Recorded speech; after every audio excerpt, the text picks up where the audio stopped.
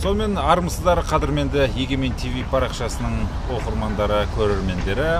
Бүгін біз қолымызда мінекей Егемен Қазақстан газетінің дүйсенбі күнгі шыққан саны және осының ішінде Азияда үміт ақталмады деген мақала шықты. Әли Битөре жазған екен.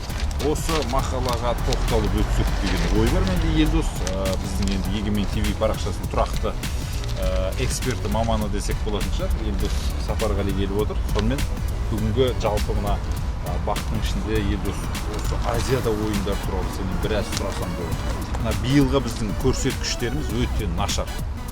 Ең алдымен қазақстандық жанкүйерлерге әлеуметтік желіде ұнамағаны біздің боксшыларымыздың бірде-бір алтын алмады.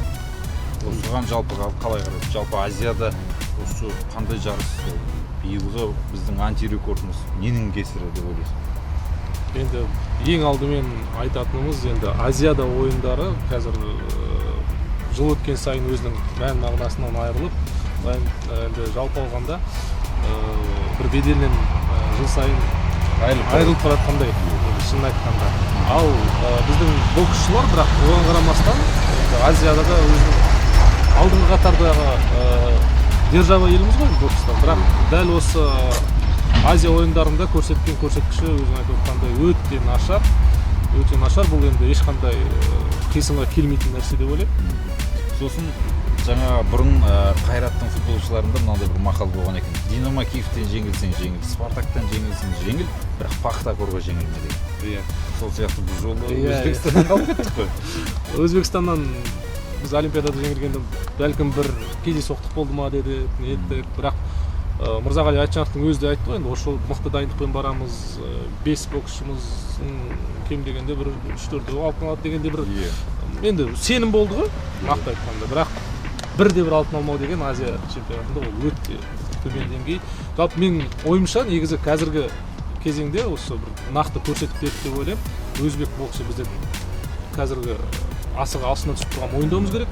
Және де осы ретте менің ойымша бас бапкерді де ауыстыратын кез келген сияқты. Өйткені алдымызда үлкен байрақты бәсекелер бар ғой. Міне тура осы жерде Әли Битөре мақалада былай жазыпты. Қазір әлеуметтік желілерде қазақстандық спортшыларға айтылып жатқан сын өте көп. Демек қоғамдық пікірге құлақ түріп, қателіктен сабақ алу керек шығар. Қыр астында Токио Олимпиадасы тұр. Егер күншығыс еліне дәл осындай спорттық деңгеймен барар болсақ, медаль жағын бағамдай беруге болады. Спорттық державамыз деп құр мақтанғаннан, кеуде кергеннен ештеңе өнбейтіні белгілі.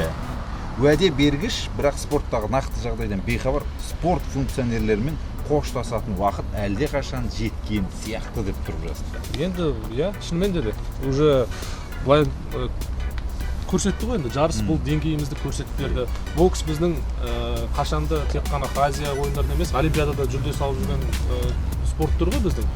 Ал енді дәл қазір осындай біздің ұлттық құраманың деңгейі Өзбекстанды ұтамау деген, енді Азияда да ең басты бәсекелесімізден бірде-бір алтын алмау деген ол өте нашар. Боксты қойылыр, бокста олар алтынды алды, олардан қалдық қой. Жалпы алғанда олар Өзбекстан жалпы командалық бейресми есептеді Өзбекстан. Осы Азия біріншілігінің ең төмен антирекорды болды ғой биыл. Өте төмен көрсеткіш. Енді бұны қалай түсіндіруге болады дегенде, енді бірінші кезекте осы бағанағы айтқан Азия чемпионатының может бір жағынан беделде әсер еткен болар деп ойлаймыз.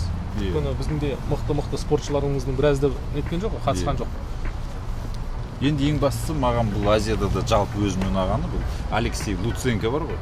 Сол Алексей Луценконың 2 бірдей алтын алған.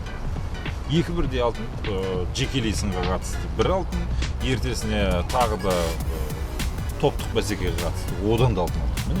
Азия құрлығында біздің велошабандоздарымыз мықты екенін көрсетті. Ал маған Рыпакованың алтыны ерекше болды. Енді сен өзің өскеменнен жерлесің сенің дегенде ғой.